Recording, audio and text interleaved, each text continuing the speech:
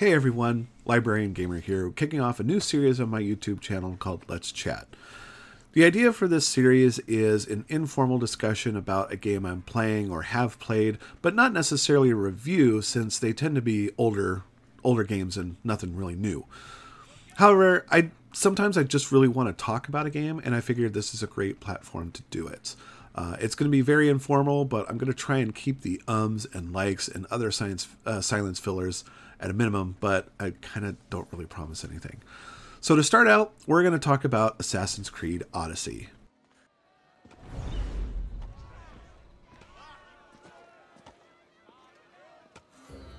You wanted the fucking show? I wanted you to see the face of every person you've wronged. I'll cover their faces with that precious blood of yours. Just like I should have done with Mirini. I consider myself a fan of the Assassin's Creed franchise. Granted, I had a bit of a rocky start with the first game because I couldn't really truck with the whole, hey, here's 1 hour of gameplay that you're going to be replaying for the rest of this 12-odd hour game. But after playing Assassin's Creed 2, I really considered this to be my franchise, the one that I actively try and play year after year with its new releases. For some people, that's Madden or Call of Duty, but for me, it's these really wacky sci-fi historical fiction yarns. My enthusiasm for this series has ebbed and flowed over the years, almost kind of like a manic depressive episode. You know, Assassin's Creed 1, Assassin's Creed 2, yeah. Assassin's Creed 3, Black Flag, yeah. Unity, Syndicate, woo.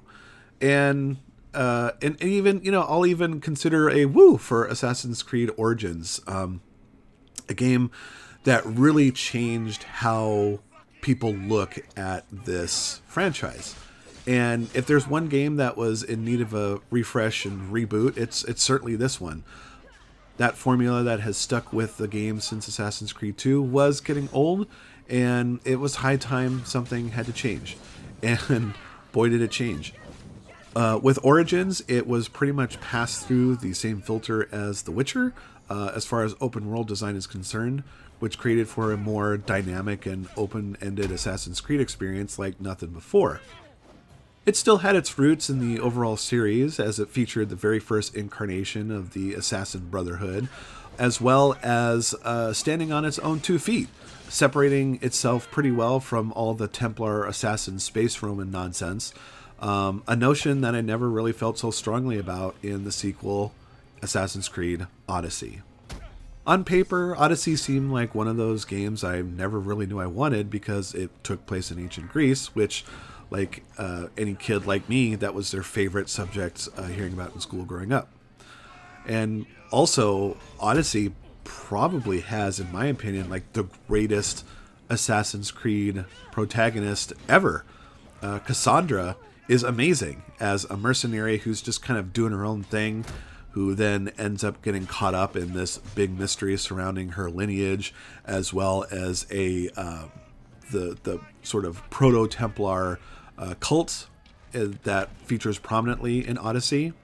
I mean, this game was everything, you know, young librarian gamer would have loved, especially getting to hobnob with famous faces like Odysseus and Leonidas.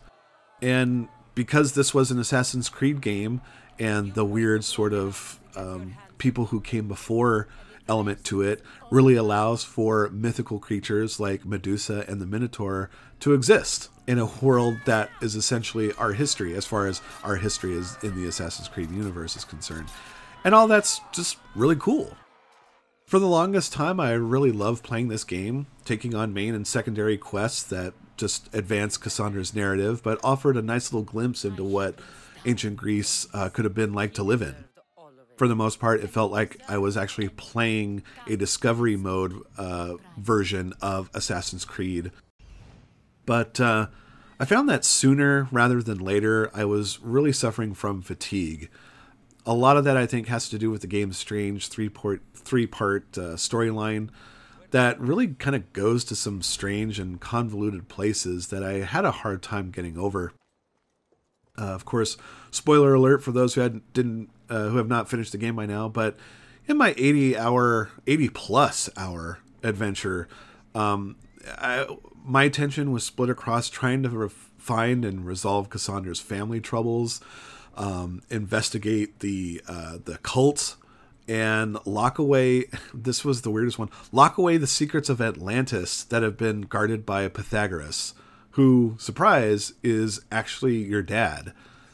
So, I don't know. The quest structure for these 3 stories drove me nuts because many of them dip in and out between all 3, each of each other, in ways that had me scratching my head and really trying to struggle to remember their significance to the greater picture of this story.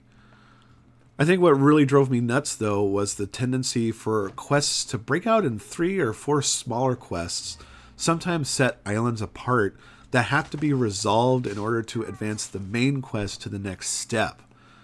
And that just seemed so unnecessary. Like I feel like there's a lot of busy work in this game designed as mainline quests, and I had a really hard time like getting comfortable with that. And then, of course, while you're all doing this, you have to make sure you're within the recommended character level range for most of these quests. And if not, you've got to, kind of go off the road and grind out some side quests. By the time I reached the end of these main stories, I felt like I was hate playing my way through it. And honestly, I really didn't care how the story ended or how it connected to the greater Assassin's Creed universe. I just wanted all of it to be done. Like I wasn't having fun with it. And I also did something I usually never do. Like towards the end, I started skipping a lot of dialogue scenes.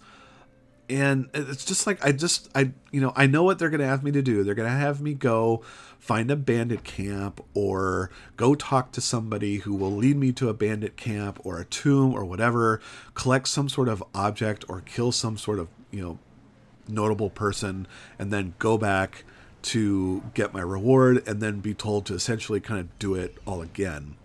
After all that, though, it's funny because I found out that after the game was over, I had finished the stories, I killed all the cultists, I sealed Atlantis, I defeated all the mythical creatures, and I resolved Cassandra's family story, that while playing through the DLC, and I mean, I bought the season pass, so I might as well play through it, I found myself noodling a lot more than I did before, like searching for underwater caves, hunting down tombs for treasure, and clearing out the odd bandit and military camp here and there, and also picking up more side quests from people all over Greece.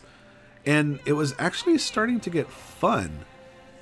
And so I kind of think that now that I was unshackled from the crazy head-spinning narrative of the game, and also the needless present day story stuff, I was really getting into the experience of playing a Spartan Mystios who runs around Greece doing her thing, and in my game at least, sexing her way from Arcadia to Lesbos. I mean, that's kind of one of the fun things about playing Cassandra, is just any man or woman who's like, hey, want to do it? I'm like, sure, yeah, why not? But I think what happened was, now that I was free from the stories that obviously I didn't like, I was having more fun with it.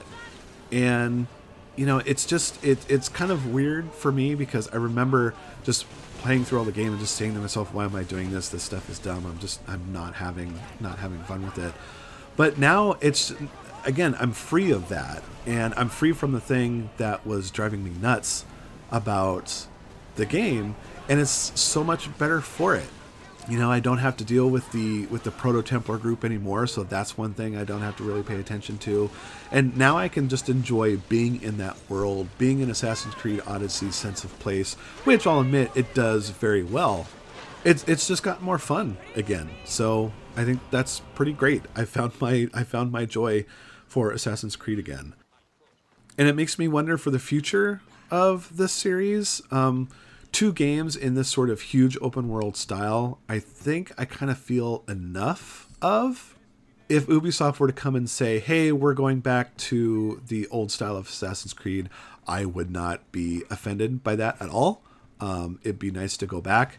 In fact, I'm going to get something like that because part of the season pass for Odyssey included a kind of retooled and refreshed version of Assassin's Creed 3. I'm really interested in playing that just to see really if I go back to the older style of the games, like, will I enjoy it more? My guess is maybe, but we'll see what happens.